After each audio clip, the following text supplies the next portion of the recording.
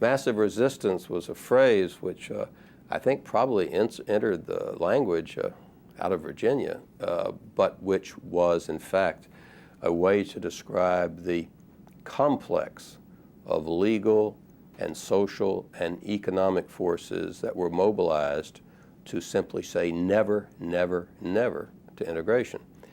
State laws, erecting a whole wall of intervention between the court decision and its implementation.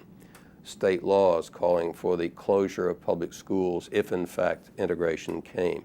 State laws establishing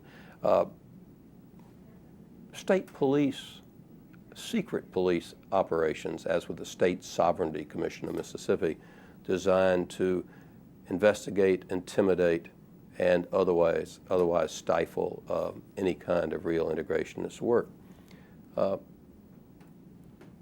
Only a handful of places actually invoked the school closing, one being obviously Prince Edward County in Virginia, but everywhere in the 1950s and early 60s, the line was, "They shall not pass." And that was reflected editorially, and it was reflected politically.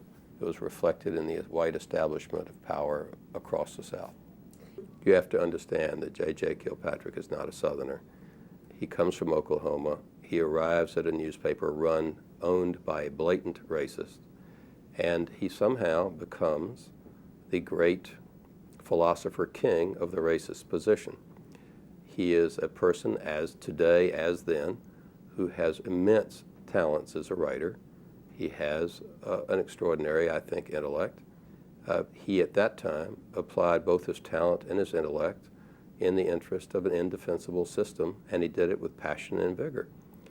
Because he was standing in the citadel of the old Confederacy in Richmond, proclaiming and indeed inventing the reinvention of interposition, the right of a state to put itself between its people and the federal government, a proposition supposedly settled by the Civil War. In reinventing that as a possibility, he gave intellectual cover to the worst instincts of the haters. As to whether or not he is a hater, he can answer to his God on that. As to whether he's responsible for the activities of haters across the South, there's absolutely no question whatsoever. Blood is on his hands today as it was then. And it is not popular because he is now a venerated elder statesman of the business. At the time, he was a nasty rabble-rouser.